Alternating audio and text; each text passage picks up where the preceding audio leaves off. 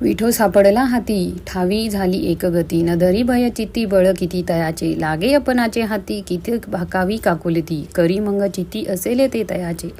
एकिलिया भाव बळे, कै सापडे तो काळे. वैष्णवांच्या मेळे, उभा ठाके हाकेशी. बांधा माझी या जीवासी, तुका म्हणे प्रेमे पाशी. न सोडी तयासी, सर्वस्वाशी उदार. माझ्या हाती आता विठ्ठल सापडला आहे. त्याला कसे प्राप्त करून घ्यायचे याचा मार्ग मला सापडला आहे. आता मी त्याचे भय धरणार नाही आणि माझ्या भक्ती बळापुढे त्याचे बळ तरी किती आहे.